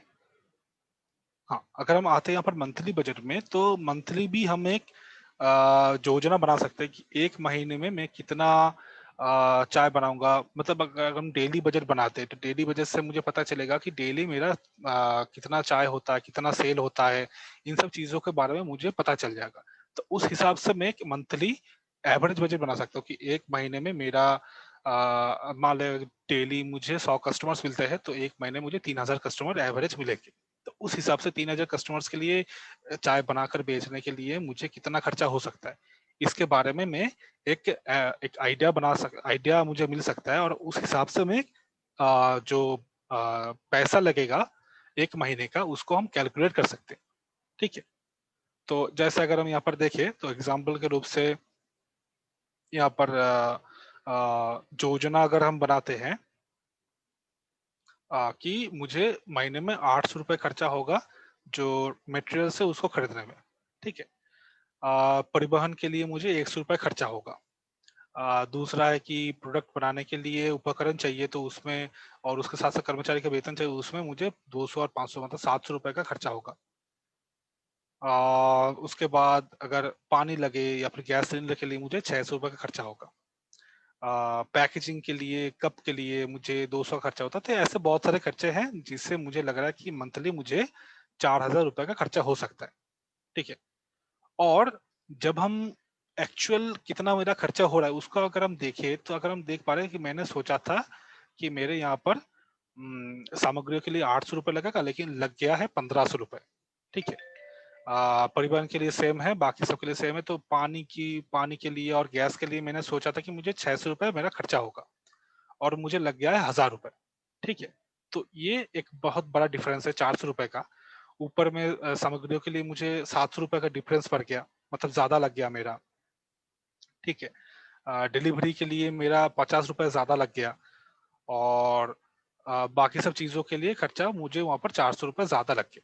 ठीक है, तो ये इससे हमें पता चला है कि मंथली मैंने सोचा था अपना कि 4000 रुपये में मेरा पूरा बिजनेस हो जाएगा एक महीने के लिए, लेकिन जब मैं खर्चा किया मैंने देखा कि एक महीने में मुझे 4350 रुपये खर्चा हो गए। तो 350 रुपये मेरा नुकसान हो गया। तो इसको ध्यान में रखते हुए हम अगला बजट बनाएंगे कि इस महीने में मुझे इतना खर्चा हो गया था, तो इतना मेरा घाटा हो गया वहां पर। तो इसको हम कैसे अभी उसूल कर सकते हैं, या फिर घाटे को कैसे हम प्रॉफिट में बदल सकते हैं, इसको देखते हुए हम अगले महीने का बजट बनाएंगे।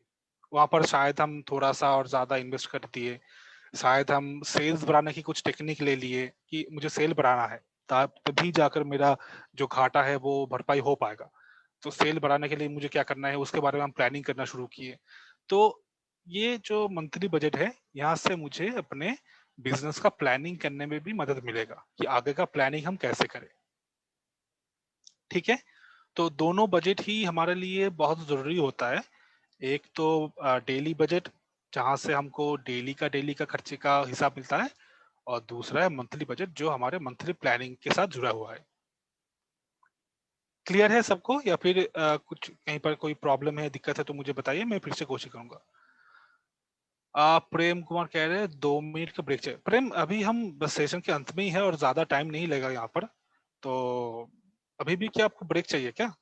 ये बस लास्ट लास्ट स्लाइड ही है, इससे और आगे कुछ नहीं है।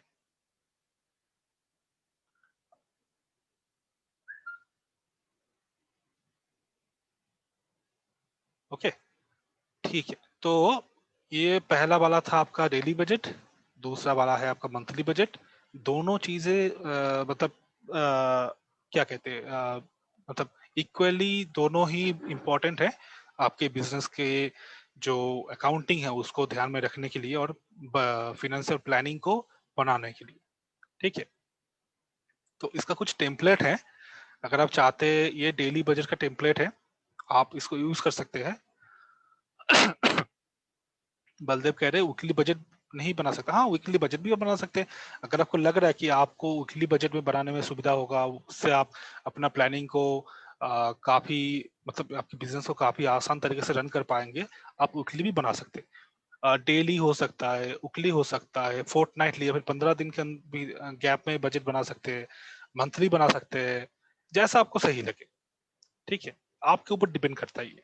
बेसिकली डेली और मंथली ये दोनों बजट बना जाता है अक्सर सभी जगहों में। तो आपको अगर लग रहा है कि आपको वीकली भी बनाना चाहिए तो आप बिल्कुल बना सकते हो वहां पर। चीजें तो सेम ही है, बहुत ज्यादा कुछ डिफरेंस है नहीं वहां पर। ठीक है, तो ये एक डेली बजट का टेम्पलेट है, अगर आप लोग चाहे तो स्क्रीनशॉट लेकर इसको काम में लगा सकते हैं। और दूसरा है मंथली बजट का, वो भी मैं दिखाता हूँ। ये है मंथली बजट का टेम्पलेट। ठीक है, तो आप ऐसे एक फॉर्मेट बनाकर भी अपना मंथली बजट को बना सकते हैं। ठीक है,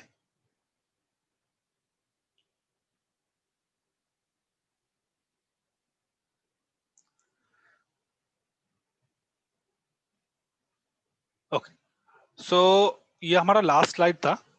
जैसे मैं कह रहा था, और बहुत ज्यादा कुछ नहीं है यहाँ पर। तो अगर किसी को कोई डाउट है तो अभी आप एक काम कर सकते हैं। आप अगर आपको कुछ पूछना है तो आप हैंड रेज कर सकते हैं। हैंड रेज करके आप हैंड रेज कीजिए और हम आपको अनम्यूट करेंगे तो आप कुछ पूछ पाएंगे। जो भी आपको पूछना है, अगर मतलब सवाल आपको मुंह से पूछना है तो आप हैंड रेज कीजिए, हम आपको अनम्यूट करेंगे। किसी का कुछ पूछना है? ओके, क्वेस्ट ऐप से कैसे जुड़े? आप बलदेव प्ले स्टोर में जाकर क्वेस्ट ऐप वहां पर लिखेंगे, मैं लिख रहा हूँ चैट पे।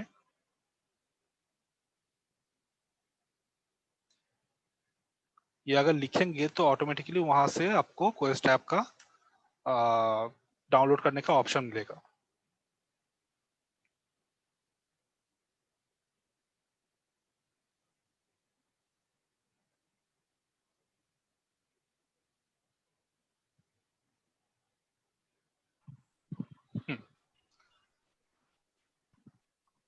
ओके, सो और किसी को कोई सवाल है? कोई कुछ पूछ? अच्छा, बहुत सारे लोगों ने हैंड रेज किया है, मैं देखा नहीं।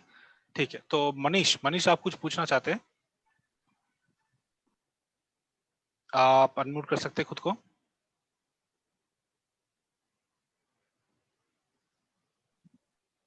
Yes sir. हाँ मनीष।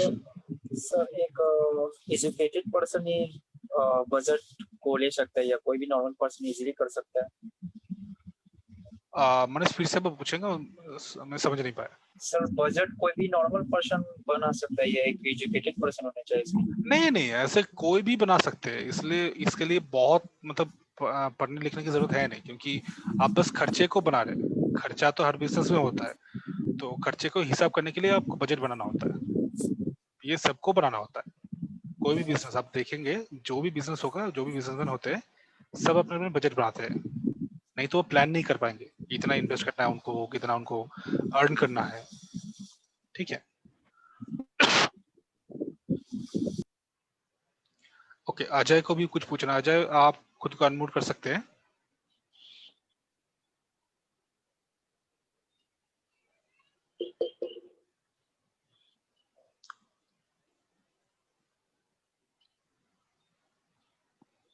अजय, आप कुछ पूछना चाहते हैं?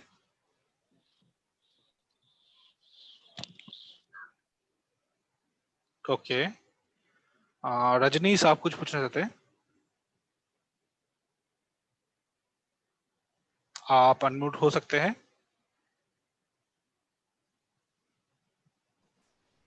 Yes sir. सर हम क्वेस्ट ऐप डाउनलोड किए हैं तो उसमें रजिस्ट्रेशन एक बार हम पहले किए थे सर, बस बट पासवर्ड भूल गए हैं तो उसको रीसेट, ये फॉरगेट पासवर्ड करने पर ओटीपी नहीं आ रहा सर ईमेल पे। आपने जो मेल डाला था वो मेल सही था? Yes sir. मेल शायद आपने मतलब रजिस्ट्रेशन के टाइम जो मेल आपने डाला था वो मेल को एक बार चेक कीजिए। शायद मेल में कुछ गलती हो रहा है, कहीं पर कोई स्पेलिंग मिस्टेक या फिर कुछ ऊपर आगे पीछे हो जा रहा है। नहीं तो जो मेल आप डाले थे उसी मेल पे आपको आएगा। अगर नहीं हो रहा है तो आप दोबारा रजिस्टर करके नया एक मेल आईडी के साथ आप रजिस्टर कर सकते हो वहां पर। नए ईमेल से हो जाएगा सर? और उसमें और कुछ लगता है सर या सिर्फ ईमेल और फोन नंबर? नहीं, email ID, phone number. Okay sir, thank you sir. Okay,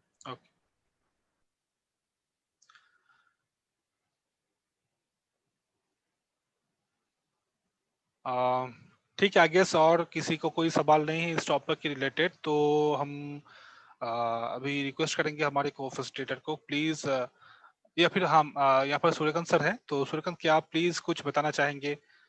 या फिर आप एक बार अनम्यूट कर चुके थे, नोटिस नहीं किया था शायद तब। Thank you Arjun. मेरी आवाज आ रही है?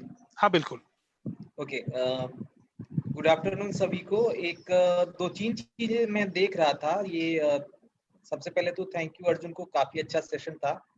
और ये जो बहुत कॉमन मिथ है कि बजट कौन बना सकता है, सो जैसा अर्जुन ने ये चीज क्लियर किया कि बजट कोई भी बना सकता है। किसी ने ये पूछा कि सर हम वीकली बजट नहीं बना सकते हैं, मंथली क्यों बनाते हैं, या दूसरे ने किसी ने फैजन ने आंसर किया है कि मंथली ही बनाते हैं बजट। तो देखिए, बजट आप डेली बेसिस पे भी बना सकते हैं। अब सवाल ये बनता है कि हम कभी भी अगर एग्जाम्पल देते हैं तो मंथली का एग्जाम्पल क्यों देते हैं।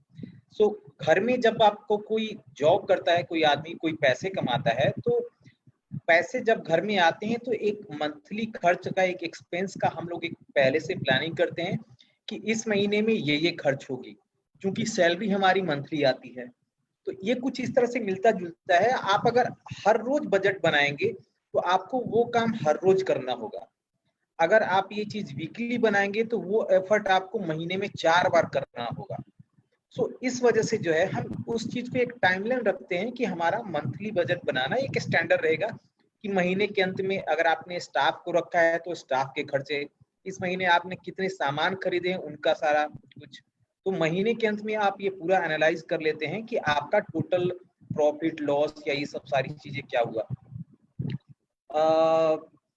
कुछ पूछना था। ओके, रजनीश ने पूछा सर्टिफिकेट कैसे डाउनलोड होगा। रजनीश, आप लोगों का सर्टिफिकेट जो है वो आपके कॉलेज के जो भी पीएमयूआ से रिलेटेड फैकल्टी फैसिलिटेटर हैं उनके थ्रू मिलेगा। सर्टिफिकेट जो है वो लास्ट वीक ऑफ सितंबर में इशू होगा। अगर आपने कोर्स पूरा कर लिया है और आपका रजिस्ट्रेशन अगर हो गया तो, जिन लोगों का रजिस्ट्रेशन नहीं हुआ है उनको सैटरडे को लिंक प्रोवाइड करा दिया जाएगा। अगर उससे पहले आ जाता है तो उनके फैकल्टी के थ्रू उससे पहले भी प्रोवाइड करा दिया जा सकता है। और किसी का कोई सवाल है?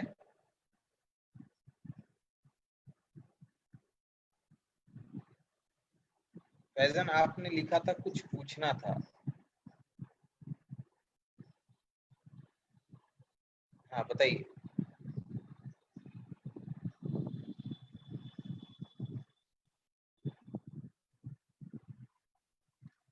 किसी और का कोई सवाल है? देखिए, अभी हम लोग जो है एक जो आइडिया बेस्ड कंपटीशन, क्योंकि कई बार जो है जब आप सेशन में जुड़े रहते हैं, आप अपने आसपास देखते हैं, कुछ सीखते हैं।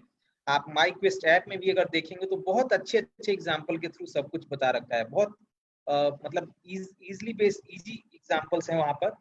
तो आपके दिमाग में अगर कुछ भी आइडिया आते हैं, बिजनेस आइडिया की हम ये करना चाहते हैं, या मतलब मुझे नहीं समझ में आ रहा कि मैं कैसे क्या करूं अपने बिजनेस आइडिया से रिलेटेड, तो आपको मैं अभी एक लिंक शेयर कर रहा हूं आप लोगों के साथ यहाँ पर भी। आप इस लिंक पे जो है आप अपने बिजनेस आइडिया को जो है वो सबमिट कर सकते हैं, और हम लोग आपके बिजनेस आइडिया को जो है वो इवेल्युएट करेंगे, यानी कि आपने क्या लिखा है। सेकेंड लास्ट यानी कि फ्राइडे या सैटरडे को आप लोगों को जो है एक बिजनेस कैनवस मॉडल बताया जाएगा। तो ये ध्यान दीजिएगा कि आप जो है उस बिजनेस कैनवस मॉडल में अपने बिजनेस आइडिया को फिट करें। उसमें ये बताया जाता है कि आपके बिजनेस में कौन कौन से जरूरी कंपोनेंट होते हैं। ये यहाँ पर मैंने लिंक शेयर कर दिया है सब लोगों के साथ बिजनेस आइडिया कॉम्पिटिशन के लिए। तो आप लोग अपने जो भी बिजनेस आइडिया है वो यहाँ पर सबमिट कर सकते हैं। लेकिन मैं सजेशन दूंगा कि आप लोग जब ये हमारे जो 6 दिन का सेशन है, ये 6 दिन का सेशन कंप्लीट कर लें, तब जाकर के जो है आप लोग इस चीज के लिए अपने आइडिया को सबमिट करें।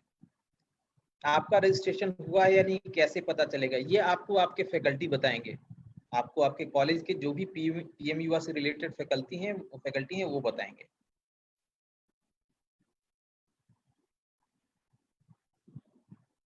और किसी का कोई सवाल?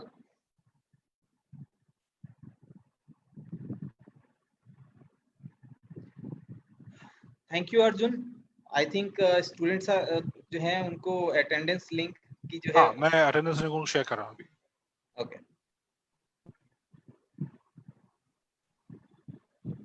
अगर किसी का कोई सवाल है तो हाँ,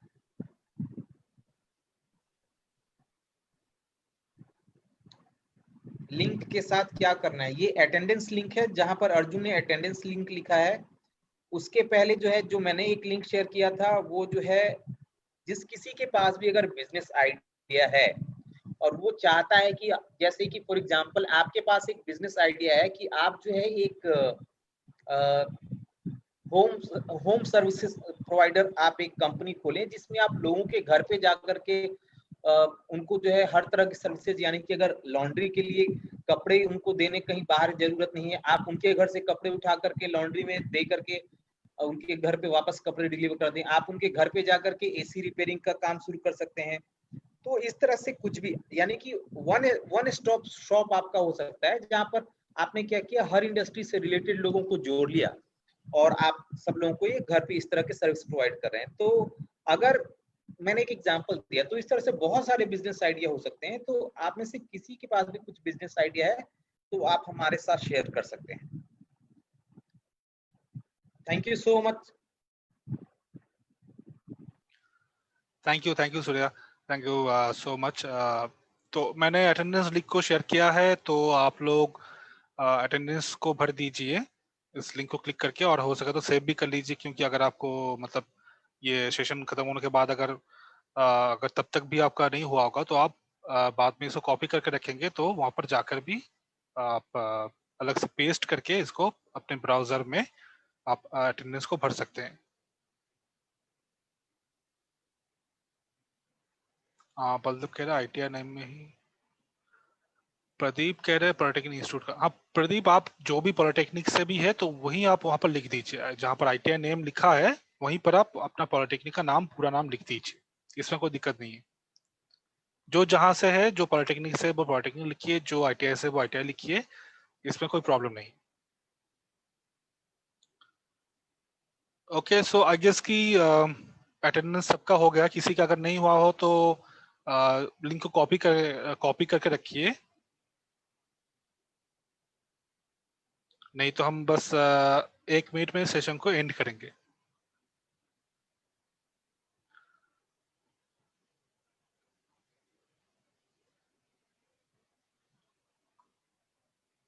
okay, so thank you everyone. I guess सबका अटेंडेंस हो चुका है। गौतम, अगर आप पासवर्ड भूल गए तो वहाँ पर फॉरगेट पासवर्ड का ऑप्शन है, वहाँ पर जाकर अपना मेल आईडी देकर आपको फॉरगेट पासवर्ड कीजिएगा, आपका मेल आईडी पे पासवर्ड आ जाएगा। श्वेता कुछ पूछ रही है क्या?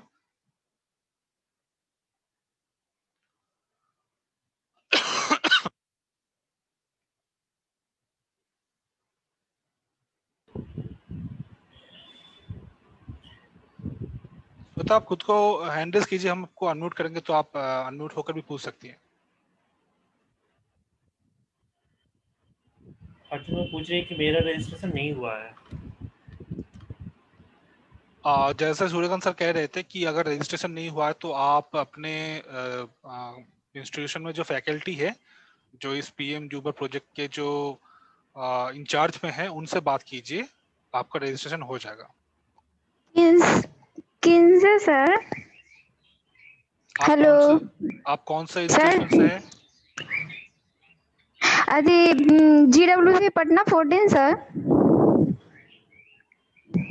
हेलो सर, GWP पटना 14 अभिषेक सर हैं? हाँ बताइए श्वेता, बताइए। अभिषेक सर हैं आपके? हाँ सूर्यकांत सर। श्वेता, अभिषेक सर हैं हाँ आपके? बताइए सर, मुझे कोरोना हो गया था और मेरा फोन भी खराब हो गया था, उसकी वजह से मैं रजिस्ट्रेशन नहीं कर पाई और अब नहीं हो पा रहा है। हाँ, तो रजिस्ट्रेशन लिंक का जो सर्वर है वो अभी अपडेट हो रहा है, आपको सर के थ्रू कंफर्मेशन मिल जाएगा। वो लिंक जैसे ही लाइव होता है ना, आपको सर बता देंगे, ठीक है? हाँ यस सर, मेरा क्विज स्टेप से भी कंप्लीट हो गया है और इससे भी कर रहे हैं, तो वो हो जाएगा ना रजिस्ट्रेशन बाद में? हाँ, रजिस्ट्रेशन जो है लिंक लाइव होगा अभी 2 दिन के लिए जो है, उसमें सर्वर अपडेट हो रहा है तो टाइम लगेगा। तो अगर किसी का भी छूट गया है रजिस्ट्रेशन तो आप, और जिनका कोर्स 100% हो चुका है, उन सारे बच्चों का रजिस्ट्रेशन कंप्लीट होके रहेगा, ठीक है? यस सर, मेरा क्विज स्टेप 100% कंप्लीट है। ठीक है, ठीक है। हेलो, सैटरडे को आप ट्राई कीजिएगा, सैटरडे को लिंक लाइव हो जाएगा। Okay sir, thank you. Welcome. Thank you so much sir. Okay, so thank you everyone session में भाग लेने के लिए। कल भी हमारा सेशन होगा 3 बजे से 4:30 तक, तो होप कि आप सब लोग फिर से ज्वाइन हो जाएगा। और प्लीज मतलब 3 बजे तो 3 बजे से पे ही ज्वाइन करने की कोशिश कीजिए, नहीं तो सेशन को कंटिन्यू करने में थोड़ा सा दिक्कत होता है। ओके, थैंक यू एवरीवन, हम सेशन को क्लोज कर रहे हैं।